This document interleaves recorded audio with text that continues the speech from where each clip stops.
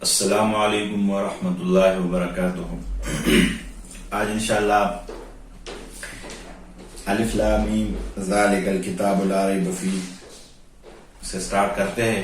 اس صورت میں کتنے آیات، رکوع اور الفاظ ہے وہ پہلے میں نے بتایا ہے۔ الف لام میم ذالک الکتاب، یہ وہ کتاب ہے لا ریب جس میں کوئی شک نہیں ہے، فی اس کتاب کی طرف اشارہ ہے، ھدی للمتقین ہدایت ہے اس میں متقین کے لیے، تقوی دار پرہیزگار کے لیے۔ متقین تقوی کا معنی ہے پرہیز، لغوی معنی پرہیزگار کے لیے۔ الذین یؤمنون بالغیب، اب متقین کی تعریف قرآن شریف آگے خود فرما رہے ہیں کہ متقین کیا ہے، تو وہ یہ ہے الذین یؤمنون بالغیب، وہی لوگ ہیں جو ایمان لاتے ہیں بالغیب، غیب پر۔ غیب کیا ہے وہ آگے میں انشاءاللہ پہلے لغوی معنی کرتا ہوں، پھر آگے میں اس کی تشریح بیان میں بتاتا ہوں غیب کیا ہوتا ہے۔ وَيُقِيمُونَ الصَّلَاةَ، نماز قائم کرتے ہیں، وَمِمَّا رَزَقْنَاهُمْ، اور وہ رزق جو اللہ نے ان کو دی ہے، جو پیسہ اللہ نے ان کو دیا ہے، يُنْفِقُونَ، اسی میں خرچ کرتے ہیں۔ وَالَّذِينَ يُؤْمِنُونَ بِمَا أُنزِلَ، اور متقین کی تعریف چل رہی ہے۔ متقین وہ ہے جو ایمان رکھتے ہیں، جو مانتے ہیں، تسلیم کرتے ہیں، بما انزل الیک، جو نازل کیا گیا ہے ان پر، مطلب جو نازل کیا گیا ہے ہم پر، وما انزل من قبلک، اور وہ جو پہلے نازل کیا گیا، مطلب یہ کتاب، ان کی طرف نماز، جو احکامات ہیں ان کی طرف یہ جو ہم مانتے ہیں، اور جو ہم سے پہلے نازل کیا گیا ہے، مطلب تورات، انجیل، جو کتابیں ہیں وہ۔ وبالآخرۃ ہم یوقنون، اور آخرت پر ایمان یقین رکھتے ہیں، یوقنون یقین رکھتے ہیں۔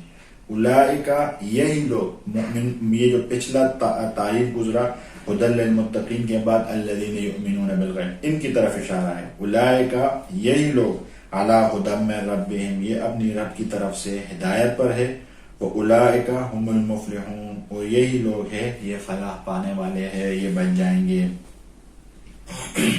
اب اس میں سورت میں سٹارٹ میں آیا ہے الف لام میم، یہ اکثر قرآن شریف کی سورتوں میں آتا ہے، مطلب الف لام میم، حام میم آتا ہے، صاد یا یاسین والقرآن الحکیم، یا کاف ہا یا عین صاد وغیرہ وغیرہ، یہ سورتوں میں آتا ہے۔ ان کو بولتے ہیں حروف مقطعات۔ ان کے بارے میں علماء کرام کی مختلف رائے ہے۔ کچھ علماء یہ فرماتے ہیں حروف مقطعات جو اوائل صورت میں آئے ہیں، ان کے متعلق بعض مفسرین نے فرمایا ہے کہ یہ ان صورتوں کے نام ہے جس کے شروع میں آئے ہیں۔ یہ مفسرین کا قول ہے، ایک قول ہے۔ بعض حضرات نے فرمایا ہے کہ یہ اسماء الہیہ ہے، اسماء الہیہ کے رموز ہے، مطلب اس کے رموز ہے، اس کے کچھ حصص ہے جو انہوں نے یہاں پہ اللہ کے نام کے، یہ بھی کچھ حضرات نے فرمایا ہے۔ مگر جمہور صحابہ اور تابعین، صحابہ، تابعین اور علماء امت کے نزدیک راجح یہ ہے کہ یہ حروف رموز اور اسرار ہے جس کا علم سوائے خدا تعالیٰ کے کسی کو نہیں ہے، اور ہو سکتا ہے کہ یہ رسول کریم صلی اللہ علیہ وسلم کو اس کا علم بطور ایک راز کے دیا گیا ہو جس کی تبلیغ امت کے لیے روک دی گئی ہو، یہ بھی کچھ کہتے ہیں۔ اس لیے آن حضرت صلی اللہ علیہ وسلم سے ان حروف کی تفسیر و تشریح میں کچھ منقول نہیں ہے۔ نبی پاک صلی اللہ علیہ وسلم نے اس کی تشریح میں کچھ نہیں بتایا ہے۔ اگر کچھ بولے، کوئی بتائے، تو وہ اپنے علم کے مطابق بولتے ہیں، اس کو غلط بھی نہیں کہہ سکتا بندہ، چونکہ وہ جیسے ابن کثیر اور قرطبی نے لکھا ہے کہ عامر شعبی، سفیان ثوری اور ایک جماعت محدثین نے بھی یہ فرمایا ہے کہ ہر آسمانی کتاب میں اللہ تعالیٰ کے کچھ خاص رموز اور اسرار ہوتے ہیں، اسی طرح یہ حروف مقطعہ قرآن میں حق تعالیٰ کا راز ہے، اس لیے یہ ان متشابہات میں سے ہے جن کا علم صرف حق تعالیٰ ہی کو ہے، اور ہمارے لیے ان میں بحث و گفتگو بھی جائز نہیں ہے، مگر اس کے باوجود ہمارے فائدے سے خالی نہیں ہے۔ اول تو ان پر ایمان لانا اور پھر ان کا پڑھنا ہمارے لیے ثواب عظیم ہے. دوسرے ان کے پڑھنے کے معنی معنوی فوائد و برکات ہے جو اگرچہ ہمیں معلوم نہ ہو مگر غیب سے وہ ہمیں پہنچتے ہیں. پھر فرمایا قرطبی نے حضرت ابو بکر صدیق، حضرت عمر فاروق رضی اللہ عنہ، حضرت عثمان، حضرت علی المرتضی، عبداللہ بن مسعود رضی اللہ عنہ مجمعین صحابہ اور اس کے علاوہ جمہور صحابہ کا ان حروف کے متعلق یہی عقیدہ تھا کہ یہ اللہ تعالیٰ کے اسرار ہے. ہمیں ان پر ایمان لانا چاہیے کہ اللہ تعالیٰ کی طرف سے آئے ہیں اور جس طرح آئے ہیں ان کی تلاوت کرنا چاہیے، مگر معنی معلوم کرنے میں پڑھنا درست نہیں ہے. تو اگر کوئی اس کے معنی معلوم کرنے میں تک و دہ نہ کرے، چونکہ قرآن شریف کے خود ایک آیات میں آیا ہے فَأَمَّا الَّذِينَ زَيْغٌ فِي قُلُوبِهِمْ فَيَتَّبِعُ مَا تَشَابَهَ مِنْهُ ابْتِغَاءَ تَأْوِيلِهِ وَمَا يَعْلَمُ تَأْوِيلَهُ إِلَّا اللَّهُ وَالرَّاسِخُونَ فِي الْعِلْمِ يَقُولُونَ آمَنَّا بِهِ. آخر میں یہی کہتے ہیں کہ راسخون فی العلم جو ہے وہ یہی کہتے ہیں کہ آمنا بِهِ، ہم نے اس پہ ایمان لایا ہے، ایمان اس پہ ہم نے لانا ہے. باقی اس کا معنی ہو نہ ہو ہمیں اس کی برکات پہنچتے رہیں گے. اور کچھ علماء نے اس کی تمثیل، تنبیہ اور تسہیل مقصود ہے جنہوں نے معنی کی. اب جیسے میں اسکول میں ہم پڑھتے تھے تو ہمارا ایک استاد تھا، عالم نہیں تھا، ایک عام انسان تھا لیکن دیندار تھا. تو وہ ہمیں اس نے بتایا تھا الف لام میم کا، کہ الف کا معنی ہے اول، لام کا معنی ہے لازم، میم کا معنی ہے مؤمن، کہ مطلب اول لازم مؤمن. لیکن یہ اس کی کسی سے انہوں نے سنا ہوگا، معنی ہے غلط نہیں کہہ سکتے، معنی بھی ٹھیک ہے، لیکن جو تفسیر نے ہمیں بتایا ہے کہ اس کے معنی میں پڑھنا درست نہیں ہے، کیونکہ یہ اللہ تعالیٰ کے ذات کو پتہ ہے. اور یہ کچھ قرآن شریف میں ہم جو معنی کرتے ہیں، جیسے ذالک الکتاب لا ریب فی، ریب کا معنی ہم شک کرتے ہیں، تو یہ کچھ مجبوری ہے ہماری کہ شک خود عربی زبان کا لفظ ہے. جیسے ہم قرآن شریف میں آتا ہے الا انہم فی قرآن شریف میں آتا ہے بل ادارک علمہم فی الآخرہ بل ہم فی شک منہا. وہاں پہ بھی شک کا لفظ آتا ہے کہ جب آخرت کی بات ہوتی ہے تو جو بڑے بڑے لوگ ہوتے ہیں، جو دنیاوی لحاظ سے بڑے بڑے تعلیم یافتہ ہوتے ہیں، سائنسدان ہوتے ہیں، لیکن جب ان کو یہ آئے بات یہاں پہ ان کا پہنچے دنیا میں تو یہ چاند پہ پہنچ گئے، لیکن آخرت کی بات جب آتی ہے کہ مر کے کدھر جاتے ہیں، بل ہم فی شک منہا، یہاں پہ یہ شک میں پڑ جاتے ہیں. بل ہم منہا عمون، یہ اندھے ہو جاتے ہیں. یہاں پہ یہ وہاں پہ بھی شک کا لفظ آتا ہے. اور دوسری جگہ قالت رسلہم افی اللہ شک، رسولوں کے بارے میں آتا ہے. بہرحال شک سے جو کم معنی ہے، جیسے ہم انگلش میں گڈ، بیٹر، بیسٹ کہتے ہیں، تو بیسٹ سے نیچے بیٹر آتا ہے، بیٹر سے نیچے گڈ آتا ہے، اس طرح. تو شک سے جو کم ہے وہ میریا ہے، میریا، لیکن وہ بھی قرآن الا انہم فی مریۃ من لقاء ربہم، وہ تھوڑا سا کم ہے. پھر میریا سے جو کم آتا ہے شک کے معنی میں وہ ریب ہے. ریب کا معنی ہے جیسے چپکنا، مطلب اس میں اتنا سا بھی شک کی گنجائش نہیں ہے، تھوڑا سا بھی گنجائش نہیں ہے شک کی اس کتاب میں. پھر یہ کیا ہے بالغیب، یؤمنون کا لکھا ہے کہ یؤمنون بالغیب، ایمان لائے غیب پر. تو غیب سے کیا مراد ہے وہ یہاں پہ انشاءاللہ بھی بتاتے. غیب اللہ تعالیٰ کی ذات ہے، اللہ تعالیٰ کے صفات ہے، تقدیری امور ہے، جنت دوزخ کے حالات ہے، قیامت اور اس میں پیش آنے والے واقعات ہے، فرشتے ہیں، تمام آسمانی کتابیں. فرشتوں کو کسی نے نہیں دیکھا، اللہ کی ذات کو کسی نے، اللہ کے صفات کو.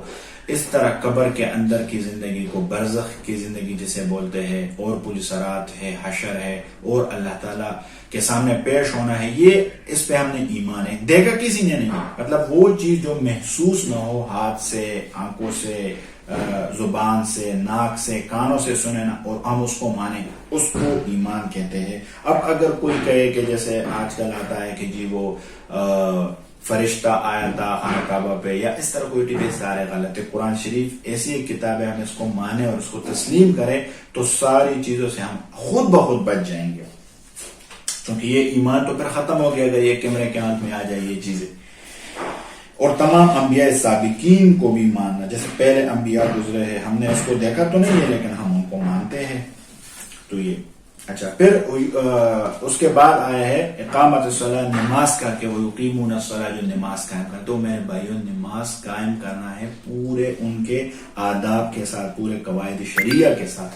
مطلب نماز اپنے ٹائم میں پڑھنا، نماز کے لیے صحیح وضو رکھنا. کچھ لوگ نماز کو ٹائم سے پہلے پڑھتے ہیں تو وہ پھر نہیں ہوتی وہ نماز کو پڑھنا ہے لیکن اپنے طریقے کے ساتھ، اپنے قواعد شریعہ کے ساتھ. کچھ لوگ ہیں وضو صحیح نہیں کرتے، جرابوں پہ مسح کرتے ہو میرے بھائیو، بندہ منہ پہ بھی پانی مارے، ہاتھ بھی یہاں تک آستینے چڑھا کے دھوئے سب کچھ. تو پھر پاؤں میں کیا وہ تکلیف ہے جو شبہ میں ڈالا ہے شیطان نے ان کو، پاؤں پہ موزوں پہ مسح ہوتا ہے، جرابوں پہ مسح نہیں ہوتا.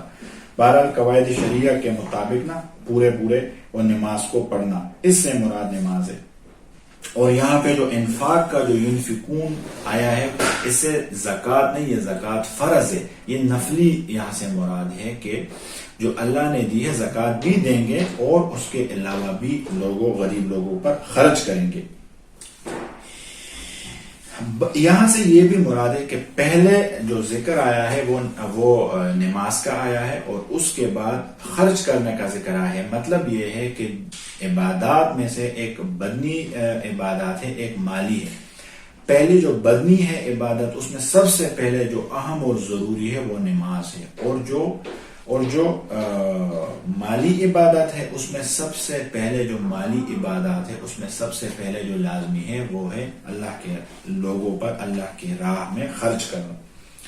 ایمان اور اسلام میں فرق. ایمان یہاں پہ ایمان یہ ہوتا ہے کہ جو بندہ دل سے مانے ایک چیز کو، مطلب ایک زبان سے تسلیم کرے، اس کو کلمہ پڑھے، وہ لا الہ الا اللہ محمد رسول اللہ، بندہ مسلمان ہو جاتا ہے. پھر ان کا اس کلمے کی جو یقین ہے وہ اندر جائے، دل میں جائے، اور ان کے جو ایفیکٹ ہے، سائیڈ ایفیکٹ ہے، مطلب وہ باہر آ جائے، انسان نیک ہو جائے، اس کے چہرے پر پتہ چلے، اس کے سر سے پتہ چلے، قول اور فعل سے پتہ چلے، وہ اس کو ایمان کہتے ہیں. وہ اندر سے انسان بدل جاتا ہے.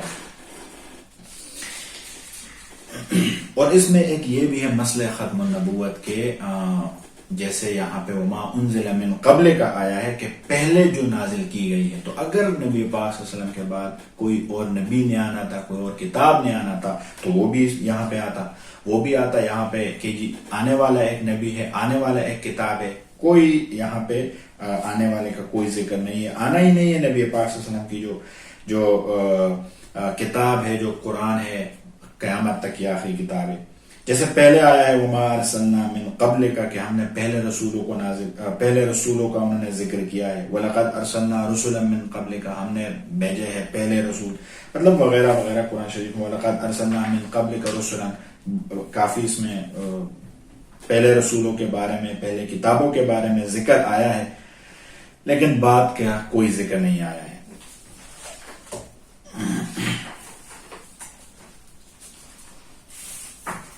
اچھا سیرت سے پڑھتے ہیں.